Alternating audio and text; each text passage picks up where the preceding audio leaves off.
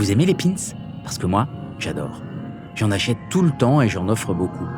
Pour ma fille, j'ai acheté des super pins émaillés de Totoro et un autre du bébé Yoda. Moi, je mets des badges de David Bowie sur mes vestes. Et ce ne sont pas n'importe quels pins, ce sont des badges faits main que je trouve sur Etsy. Rassurez-vous, je ne suis pas devenu influenceur, vous écoutez toujours Ex Machina, l'ère des algorithmes. Nous avons vu avec le dernier épisode que les intelligences artificielles se logeaient absolument partout. En préparant cet épisode, j'étais loin de me douter qu'en achetant mon badge fait main, il y avait énormément d'intelligence artificielle qui tournait. Cette plateforme, Etsy en l'occurrence, a profondément modifié mon rapport à la petite boutique de quartier. Elle et toutes ses concurrentes de vente à distance ont également profondément modifié le rapport à la consommation et à la vente de millions de gens. Comment ces plateformes, on peut aussi parler de Uber, de Deliveroo et tant d'autres, comment ces plateformes ont-elles modifié à ce point nos habitudes? Comment peuvent-elles savoir ce que l'on cherche et comment s'y prennent-elles pour transformer nos loisirs en revenus? Ces plateformes qui utilisent les intelligences artificielles et les algorithmes ne sont finalement pas des entreprises comme les autres. Leur talent, c'est de mettre en relation des personnes qui produisent, celles qui fabriquent ces badges par exemple, ou ces ceintures, avec des personnes qui sont ravies de les acheter. C'était également le cas de marketplaces comme celle d'Amazon. Mais vu que ce ne sont pas des entreprises comme les autres, elles échappent parfois à certaines formes de régulation. Bonjour, je m'appelle Éric Naon, je suis le directeur adjoint d'IPJ, l'Institut pratique du journalisme de l'Université Paris-Dauphine PSL. J'ai le plaisir d'être l'hôte du podcast Ex Machina, l'ère des algorithmes, proposé par Dauphine Numérique. Ce mois-ci, on parle économie de plateforme, nom de code de l'épisode, Etsy, le droit, l'IA et moi.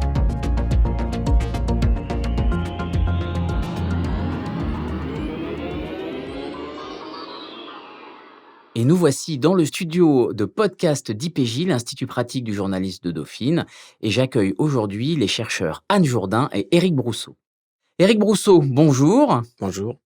Vous êtes professeur à Dauphine PSL, membre de Dauphine Recherche en Management et vous dirigez la chaire Gouvernance et Régulation de la Fondation Paris-Dauphine.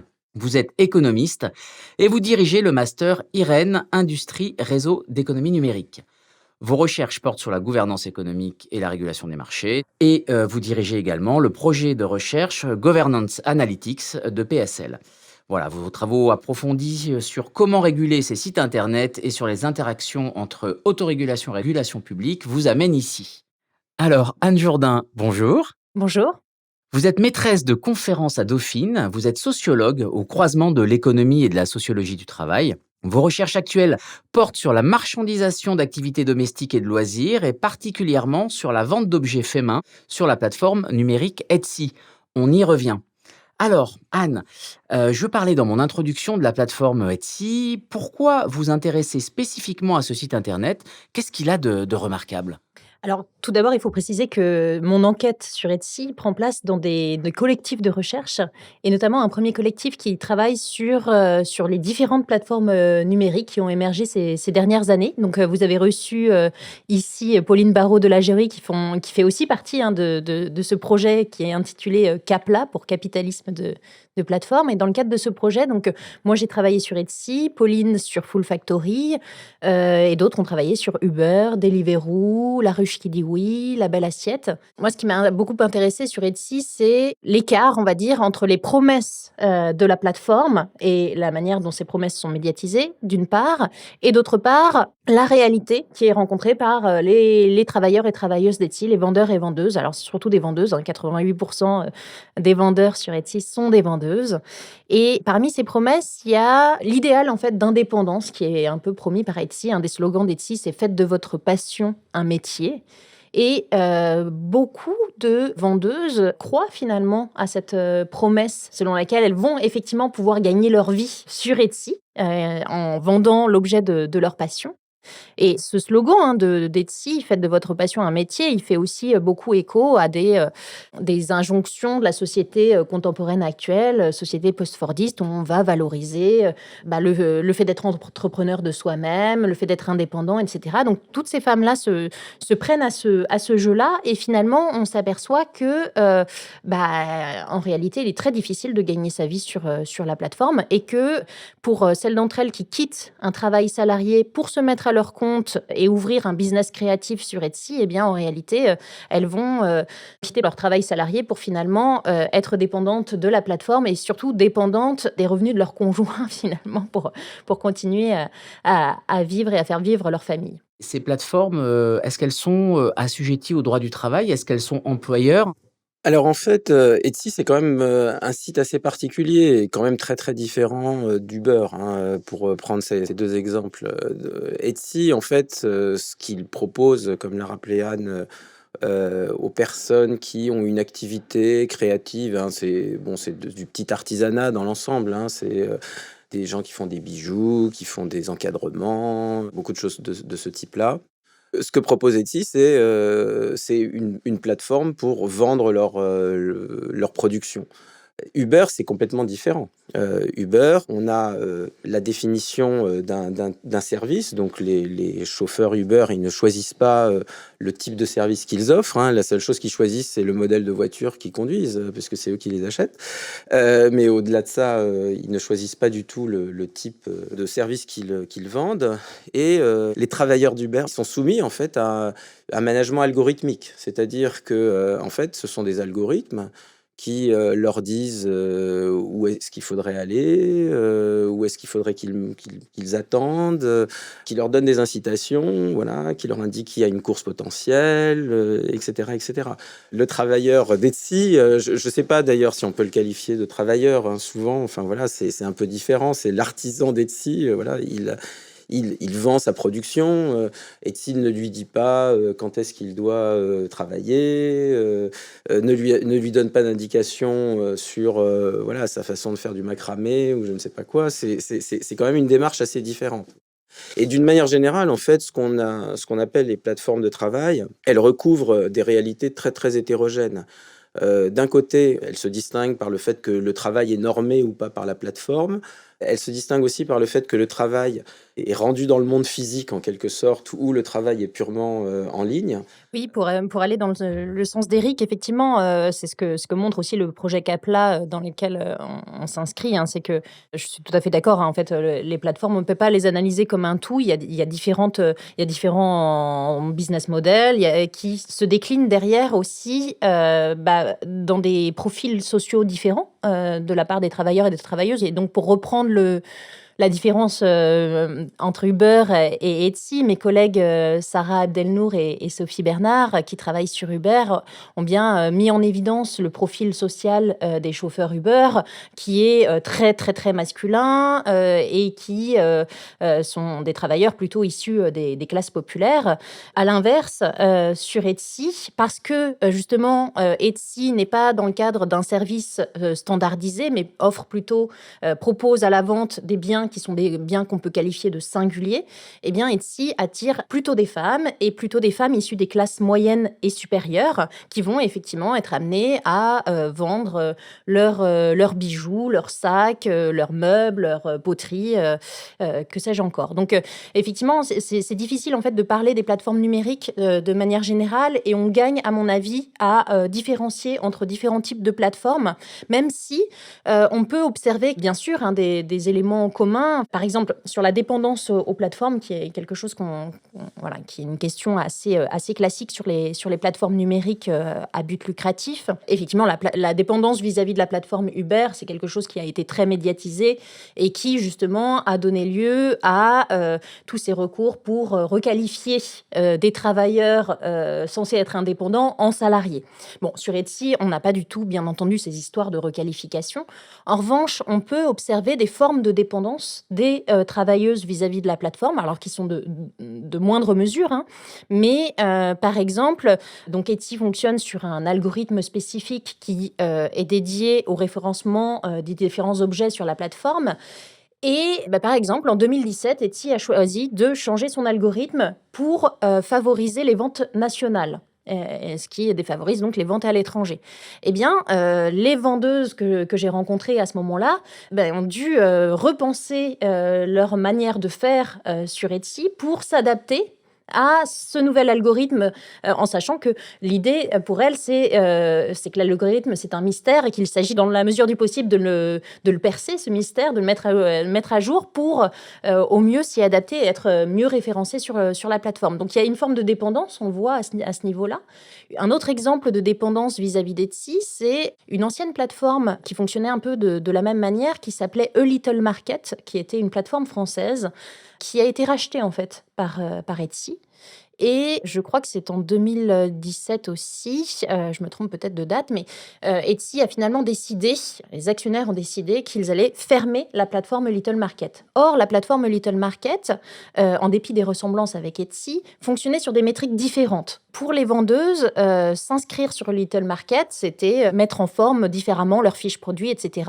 Et donc, la fermeture de la plateforme Little Market et l'injonction pour ces vendeuses à passer sur Etsy, c'était une extrêmement mauvaise nouvelle, puisqu'elles avaient passé beaucoup de temps à construire leur réputation sur le net à travers les métriques de Little Market. Il s'agissait pour elles de repartir à zéro en s'inscrivant sur Etsy. Donc, il y a eu des pétitions, etc.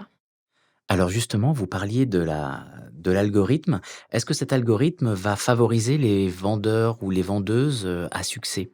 Alors effectivement, on observe un phénomène cumulatif selon lequel les vendeuses qui vendent le mieux sur Etsy sont aussi celles qui sont les plus actives, qui ont les boutiques les plus vues, qui ont le plus d'étoiles. Voilà, il y a des métriques spécifiques à Etsy. Donc, il y a ce phénomène-là qui existe. Et finalement, ce que j'observe à travers les entretiens que j'ai menés avec des vendeuses à plus ou moins grand succès, c'est que celles qui réussissent sont celles qui vont s'investir complètement dans un travail numérique extrêmement intensif, alors sur la plateforme Etsy, pour bien taguer leurs produits, leurs fiches produits, mettre les événements associés, la fête des mères, la Saint-Valentin, que sais-je, prendre de belles photos, se mettre en scène par des photographies, par des textes, etc.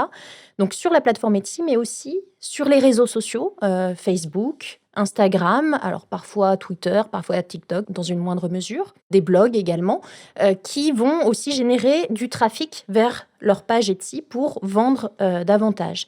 Et ce qui est intéressant par rapport aux vendeuses à succès, alors qui sont très très minoritaires, hein, si on doit donner un chiffre à retenir, c'est que 1% des vendeuses sur Etsy gagnent un chiffre d'affaires qui est l'équivalent du SMIC mensuel brut. Donc voilà, c'est Tout de 1%. même. On a quand même 99 en dessous, voilà. Eh bien, ces vendeuses-là, qui sont effectivement dans lesquelles on retrouve une surreprésentation d'hommes, ces vendeuses-là sont en fait des travailleuses qui sont très investies dans le travail numérique. Et le paradoxe, c'est justement qu'elles ne fabriquent pas elles-mêmes les objets qu'elles vendent la plupart du temps.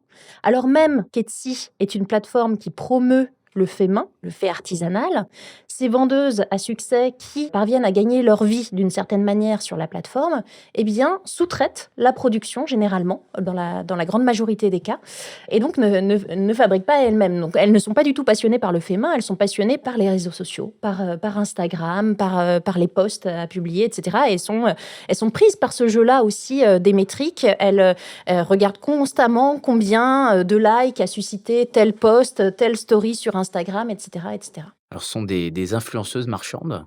Exactement. Le parallèle est effectivement assez saisissant.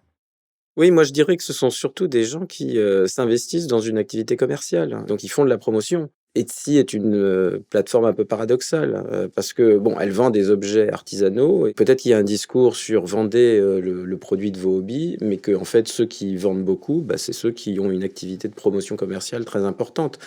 Mais bon, un peu comme à Noël, dans les centres commerciaux, on voit des artisans effectivement ou des vendeurs, vendre du travail artisanal et il y en a on voit très bien qu'il y en a qui savent mieux mettre en valeur les objets, il y a ceux qui ont le bagou, etc., etc. Il y a ceux qui achètent les stands qui sont bien placés, et ceux qui sont au fond de la galerie. C'est-à-dire que, au fond, ça n'a rien de spécifique au numérique. Il y a des individus qui, à la fois, ont le sens, entre guillemets, du commerce, et puis qui ont envie de gagner de l'argent, qui font ça pour des raisons, effectivement, monétaires. Et puis, il y a des gens qui sont là en se disant, ça fera un petit revenu, ça me permettra de payer ma matière première, mais avant tout, c'est mon hobby qui compte. Donc je pense qu'on a des profils différents et je pense pas que ce soit un problème en soi. Est-ce que les gens sont dépendants de la plateforme? Pour qu'ils soient dépendants de la plateforme, il faudrait d'abord qu'effectivement ils soient fortement dépendants économiquement. Je pense que si on prend, si on compare au chauffeur Uber, on est quand même dans une situation très différente. Le chauffeur Uber, il va s'endetter pour acheter une voiture, il va l'entretenir bien, enfin bon, bref, etc. Donc il a des coûts fixes et des coûts variables importants et il faut que par ailleurs son chiffre d'affaires lui permette de se payer un salaire. Et pour pouvoir gagner sa vie à peu près correctement, payer ses traites, etc., il faut qu'il travaille beaucoup et donc il peut pas avoir une autre activité. Le vendeur de base sur Etsy, il fait ça à temps très partiel, très très très partiel. Et donc après que la plateforme lui impose un système de référencement, etc. Je pense que le terme de dépendance doit être relativisé, c'est-à-dire qu'il y a de l'interdépendance, comme il y a toujours de l'interdépendance, effectivement, entre un producteur et un réseau commercial qui va vendre, valoriser sur un marché et qui va rendre un service quand même, qui est de rapprocher l'offre de la demande. Ce qu'offrent les plateformes par ailleurs, ce sont des mécanismes qui permettent aux clients potentiels, à ceux qui cherchent des produits, à ceux qui cherchent des services, de trouver le match, hein, de trouver l'offre correspondant à leurs besoins. La dépendance dont je parlais tout à l'heure, hein, elle a encore une fois rien à voir avec la dépendance qu'on peut voir sur des plateformes type Uber, et elle concerne finalement une minorité de vendeuses sur Etsy, à savoir celles qui s'inscrivent dans une optique professionnelle, qui cherchent à en vivre, et seule une minorité parmi elles parviennent effectivement à gagner un revenu substantiel. La majorité en fait des vendeuses sur Etsy, ce sont des amatrices qui ont un travail salarié à côté et qui effectivement travaillent à leur production d'objets faits main et travaillent à leur vitrine, leur boutique Etsy le soir, le week-end, également pendant les pauses déjeuner au travail. Et en fait, finalement, ce dont je me suis rendu compte dans mon enquête, c'est que finalement, c'était peut-être elles qui s'en sortaient le mieux dans cette histoire, parce que avec Etsy, eh bien, globalement, elles parviennent à avoir une boutique en ligne qui leur permet de forger une estime de soi, quelque chose de valorisant, d'épanouissant, à côté d'un travail salarié qui souvent lui-même est peu épanouissant. Enfin, elles le décrivent comme tel, malheureusement. Et donc, elles ne se font pas avoir d'une certaine manière par le piège de la promesse de faites de votre passion un métier, donc, puisqu'elles ne s'y investissent pas de manière professionnelle. Et on s'aperçoit d'ailleurs que les amatrices ont, en termes de niveau de diplôme, ont souvent des niveaux de diplôme un peu supérieurs à celles qui s'inscrivent dans une optique professionnelle et qui n'arrivent pas à en vivre, comme si d'une certaine manière le niveau de diplôme les protégeait de ce pas à passer pour en faire quelque chose de professionnel, alors qu'en fait, derrière, sans doute, elle n'y arriverait pas. Donc voilà, ça c'est, je trouve, assez intéressant. Après, on s'est posé aussi la question, alors notamment avec ma collègue Sidonie Nolin, qui travaille, elle, sur les blogueuses culinaires et qui a travaillé, comme moi, avec Bruno Chavez de Governance Analytics pour récupérer des données, alors elle de La Belle Assiette, moi d'Etsy. Donc avec Sidonie, on s'est interrogé sur finalement pourquoi ces amatrices continuent à vendre sur le net alors même qu'en fait elles réalisent des revenus très très faibles. Enfin, elles vont gagner 5 euros tous les 2 mois, parfois un peu plus. Mais en tout cas, quel intérêt de faire tout ce travail numérique un peu intensif malgré tout, alors même qu'elle génère quand même des revenus très faibles. Et finalement, il nous est apparu que, d'une part, ces revenus, aussi faibles soient-ils, pouvaient effectivement être réinvestis dans l'activité elle-même, c'est-à-dire rachat de tissus, de cartons, selon l'activité pratiquée. Et d'autre part, en fait, il y a des profits qui sont des profits non économiques à, l'activité de marchandisation sur le net. C'est des profits qu'on peut qualifier de symboliques. Donc tout d'abord, un profit en termes de reconnaissance sociale, c'est un peu ce que je disais tout à l'instant à travers le terme d'estime de soi. C'est-à-dire que, on va pouvoir, avec sa boutique Etsy, gagner une visibilité, sur le net et ce faisant, présenter à son entourage familial et amical et cetera. D'accord, et c'est plutôt réconfortant d'entendre ça parce qu'effectivement, quand on parle beaucoup des plateformes, alors j'ai bien compris qu'il fallait pas généraliser, mais sur la dépendance à l'algorithme, nous travaillons pour l'IA, ce qui est vrai dans une certaine mesure. Là, dans vos discours, moi, ce que j'entends, c'est qu'il y a aussi des gens qui jouent avec, que finalement les algorithmes ne sont pas différents de certaines places de marché dans lesquelles on a, le stand devant ou, le fait de mettre en valeur certains produits et que, en fonction du niveau de diplôme, on est aussi en capacité d'avoir un certain recul, sur les propositions commerciales qui sont données. Oui, en fait, je pense qu'il y a 2 choses, différentes. D'abord, il faut distinguer, la question des algorithmes et la question du service offert par les plateformes. Bon. Les algorithmes, ce ne sont que des outils, qui sont utilisés par les plateformes et il y a des algorithmes très différents. Les algorithmes peuvent être construits de manière très différente. En plus, il y a des algorithmes, c'est de moins en moins le cas, qui peuvent être, fixes, hein, en fait, qui sont programmés et il y a des algorithmes qui peuvent être, évolutifs, c'est-à-dire qu'ils vont se servir, en fait, de l'historique des, comportements sur, la plateforme pour, améliorer, entre guillemets, leur capacité de matching. Améliorer, étant souvent, lié, à la stratégie, en fait, de la plateforme et à son modèle d'affaires et à la manière dont elle dérive des revenus. L'algorithme de Facebook, il est fait en grande partie pour capter votre attention. Donc il vous nourrit, il apprend ce qui vous plaît comme contenu et puis va vous mettre des contenus qui vont continuer à vous plaire, qui vont vous faire rester accroché à votre fil Facebook. Parce que le modèle de Facebook, c'est la publicité, et donc c'est de vous donner de la publicité, et donc pour vous donner de la publicité, il faut que vous soyez sur Facebook, en quelque sorte. C'est pas du tout le modèle d'affaires, voilà, d'un Etsy ou d'un Uber.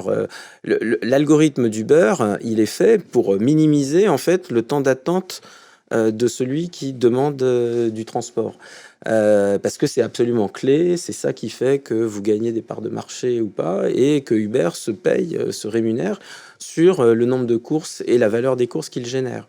Alors après, l'algorithme d'Uber va aussi, favoriser la «productivité» entre guillemets, des chauffeurs, Uber parce que, c'est un prix fixe et donc ça oblige le chauffeur à choisir le trajet, le meilleur, le plus court, à se débrouiller enfin et cetera. Alors que, par exemple, un chauffeur de taxi, ça a été démontré, hein, par des études, les chauffeurs de taxi vont, éventuellement, choisir, une route et cetera qui va, maximiser votre facture. Donc pas forcément la plus rapide, ni, la moins longue et cetera. Les différents algorithmes, en fait, ont des objectifs différents. Donc, c'est quand même difficile de parler des algorithmes en général, de la même façon que c'est difficile de parler des plateformes en général. Pour revenir sur l'autre aspect de votre question, c'était lié à l'idée que effectivement tout le monde n'est pas un travailleur du clic et tout le monde n'est pas victime des plateformes, etc. Et en fait, qu'est-ce qu'on retrouve? On retrouve les inégalités sociales fondamentales, de base, hein. Enfin, voilà. Les gens qui rêvent de l'entrepreneuriat pour numérique, enfin, ou basé sur les plateformes, pour s'en sortir, c'est ceux qui n'ont pas d'autres options. C'est effectivement les jeunes maghrébins issus des banlieues qui, sans diplôme, qui n'ont que très peu d'options sur le marché du travail parce que les études montrent que on ne lit même pas leur CV, donc etc., etc. Donc ces gens-là, s'ils veulent travailler, ils n'ont pas beaucoup d'options, et donc effectivement, il va y avoir beaucoup d'échecs. Donc ces gens-là vont être victimes, mais pas tellement de la plateforme. Ils sont victimes du marché du travail et de nos inégalités sociales fondamentales. Et puis effectivement, si on regarde les autres, pour les autres, c'est des options. Ça permet à des travailleurs qualifiés de trouver des revenus annexes pour les développeurs informatiques, par exemple, ce genre de choses. Ça permet à des gens qui veulent pas rentrer dans le salariat, là encore pour les développeurs informatiques et d'autres, de ne pas y rentrer parce qu'ils ont accès à des dispositifs où ils peuvent vendre leurs services sur un marché qui avant n'existait pas.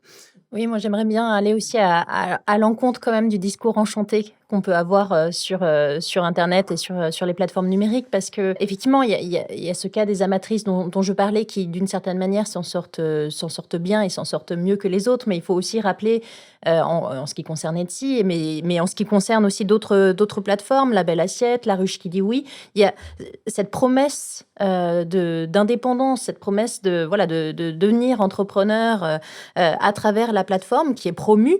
Et il y a un certain nombre de travailleuses et de travailleurs qui y croient et qui s'investissent là-dedans.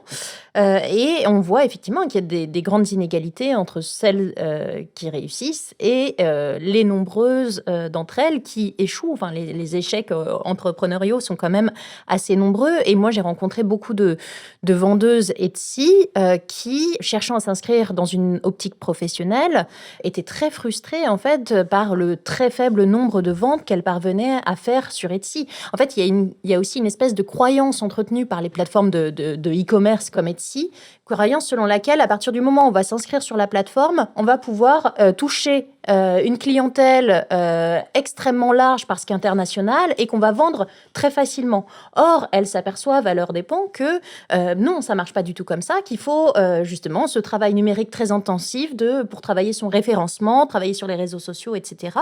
Et cette croyance-là, elle est partagée, d'où la grande frustration éprouvée par toutes ces femmes que j'ai rencontrées qui finalement réalisent très peu de ventes sur Etsy, alors même qu'elles essaient d'en faire un business à proprement parler. La question, c'est de savoir si les plateformes sont responsables de cette situation ou pas. Et en fait, il y a une idéologie dominante aujourd'hui ou un rêve social, enfin, voilà, autour effectivement de la réussite totale. Donc pour vous, tout n'est pas de la faute des plateformes, hein. Il y a une interdépendance entre finalement les usagers et les plateformes qui les mettent en relation. Mais alors, pourquoi vous intéressez-vous justement à la régulation de ces plateformes? Si tout n'est pas de leur faute, elles n'ont finalement pas besoin d'être régulées. Alors, d'abord, on voit bien qu'il y a quand même des problèmes. Donc, c'est la première chose qu'on cherche à faire, Anne comme moi, je pense, c'est d'essayer de comprendre ce qui se passe avant de dire il faut réguler, enfin voilà. Donc, il faut essayer de comprendre quels sont les problèmes, d'où ils viennent, etc. Typiquement, hein, encore une fois, sur la question des plateformes de travail, par exemple, déjà, les constats qu'on a faits ensemble depuis le début de cette émission consistent à dire il y a différents types de plateformes. Si on veut résoudre des problèmes qu'elles peuvent poser, le cas échéant, il faut s'attaquer à ces différents problèmes avec différentes armes, avec différents outils. Donc, on va chercher à comprendre l'économie des plateformes parce qu'effectivement, il y a des coûts et des bénéfices, hein, comme dans toute activité sociale. Il faut déjà regarder si les coûts l'emportent sur les bénéfices ou si c'est le contraire. Si les coûts l'emportent sur le bénéfice, vaut mieux interdire, effectivement. Si les bénéfices l'emportent sur les coûts, hein, je parle le plan collectif, il faut regarder comment se répartissent les bénéfices, comment se répartissent les coûts, est-ce qu'il y a des inégalités très fortes et comment on redistribue la valeur créée entre les différentes parties prenantes. Et c'est ça que l'on fait quand on réfléchit fondamentalement à la régulation des plateformes. Il y a certains problèmes qui peuvent être simplement des problèmes où il faut mieux informer les gens sur les risques, etc. Donc, il ne faut pas forcément réguler, il faut les laisser aussi choisir, mais les informer. Et puis, il y a les GAFAM et leur pouvoir très fort lié à leur gigantisme. Et donc, là, c'est d'autres outils qu'il faut utiliser. Voilà, donc, quand on parle de la régulation de Facebook ou d'Amazon, enfin, etc., on est évidemment très loin des problèmes générés par Etsy. Et donc, effectivement, tout ça, c'est des plateformes numériques, mais en réalité, c'est des problèmes économiques et sociaux très différents. Oui, effectivement, la question de la régulation va se poser différemment, hein, d'une plateforme à l'autre. Et dans le cadre du projet CAPLA, j'ai plusieurs collègues sociologues et juristes qui ont travaillé, bien sûr, sur la régulation des plateformes Uber et Deliveroo en termes de droit du travail. Du côté d'Etsy, on n'a pas les mêmes problèmes puisque on a affaire à des travailleurs et des travailleuses qu'on conçoit comme des entrepreneurs et des entrepreneuses.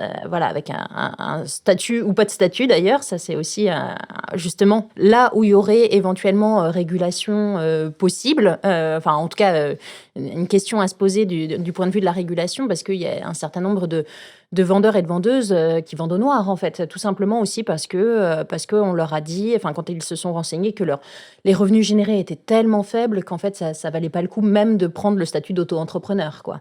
Donc il y a cette question-là, et puis il y a la question qui se pose sur Etsy, comme on peut la poser sur d'autres plateformes, qui est en fait la question de l'ubérisation. Et j'ai assisté à des réunions des chambres de métiers et de l'artisanat, par exemple, dans lesquelles les artisans d'art professionnels traditionnels étaient effarés de voir la montée de ce type de site internet, et se demandaient comment éventuellement on pouvait justement réguler la plateforme pour, par exemple, mettre en avant des labels artisan d'art, etc. sur la plateforme, en sachant que ce type de régulation ne peut passer que par le niveau européen. Et justement, les chambres de métiers et de l'artisanat qui sont régionales se trouvent assez démunies par rapport à ça.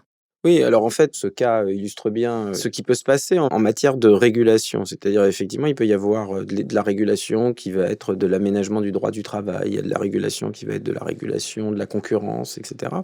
Et puis, il y a tout simplement aussi potentiellement de l'autorégulation qui peut émerger. C'est-à-dire que les artisans d'art, je pense que la grande majorité d'entre eux, ils n'ont pas tellement envie d'être confondus avec les amateurs qui font du macramé et qui vendent leur macramé sur Etsy. Et d'ailleurs, de fait, les artisans d'art ont développé une plateforme numérique. Il y en a une qui s'appelle Empreinte, notamment, mais le modèle économique est totalement différent de celui d'Etsy. Voilà, et les problèmes ne sont pas forcément générés par l'algorithme, ils peuvent être éventuellement amplifiés. Mais de ce que je comprends, c'est on est sur des problèmes préexistants qu'on aurait retrouvés de toute manière. Il y a des lois d'airain économiques et sociales, et le numérique n'y échappe pas. Le numérique offre de nouvelles opportunités, représente aussi de nouveaux défis. Donc il faut ignorer ni les uns, ou ni les unes, ni les autres. Mais le numérique n'est pas l'alpha et l'oméga de tous les problèmes économiques et sociaux. Parfois, le numérique ne sert que de chambre d'écho à des problèmes numériques. Voilà. Anne, le mot de la fin ? Alors, le mot de la fin, je ne sais pas, mais pour revenir sur la question, est-ce que les plateformes sont responsables ? Moi, je dirais qu'en fait, elles participent d'un mouvement général que l'on peut observer dans les sociétés contemporaines. Et moi, j'aimerais revenir sur le brouillage entre salariat et indépendance. Les plateformes participent de ce mouvement-là, mais mes collègues sociologues du travail ont montré qu'il y a plein d'éléments qui concourent au délitement du salariat tel qu'il s'est forgé au cours du XXe siècle. Enfin, toutes les formes de portage salarial, de primes aussi, de fonctionnement à la prime, de rémunération à la prime, etc. Et beaucoup d'autres encore qui contribuent à finalement brouiller cette frontière entre salariat et indépendance, et à faire en sorte que de plus en plus, par plein d'aspects, les salariés ne disposent plus des protections sociales classiques et se retrouvent dans des situations qui sont proches des indépendants. Eh bien, merci beaucoup. Alors, merci Anne Jourdain et Éric Brousseau pour vos réflexions, vos éclairages absolument passionnants et qui déconstruisent quand même pas mal d'idées reçues. Merci à vous. Merci. C'était Ex Machina, l'ère des algorithmes, Etsy, le droit, l'IA et moi, un podcast du projet de recherche Dauphine Numérique pour une approche réflexive sur l'IA. Merci à l'humain Aurélien Thom, le maître des machines, ingénieur du son, également au montage, au mixage et créateur de la petite musique up-tempo que vous entendez en ce moment. Le prochain épisode d'Ex Machina a pour nom de code Numérique, Information et Démocratie. Ça s'annonce réjouissant. Spoiler, pas du tout. Car si l'information n'est pas manipulée, Coucou la complosphère. notre accès à l'information, lui, peut l'être. Comment les algorithmes modifient-ils notre capacité à être informés ? Et quel impact cela peut-il avoir sur nos comportements citoyens ? Il va sans doute être question de Covid, de Brexit, de désinformation, mais aussi de notre capacité à construire une meilleure démocratie grâce aux outils numériques. Pensez à connecter avec Dauphine via nos réseaux sociaux. Si vous aimez ce podcast, n'hésitez pas à nous laisser un commentaire et surtout à mettre 5 étoiles. Pourquoi ? Pour nourrir le sacro-saint algorithme et rendre plus visible Ex Machina dans la jungle des podcasts. Et qui sait, peut-être un jour passer devant les grosses têtes de RTL. Si vous avez aimé Ex Machina, jetez-vous sur un autre podcast, un shot d'écho, par à l'heure de latte. 4 minutes chrono, c'est percutant et éclairant. Pensez à connecter avec des humains et à bientôt dans un mois.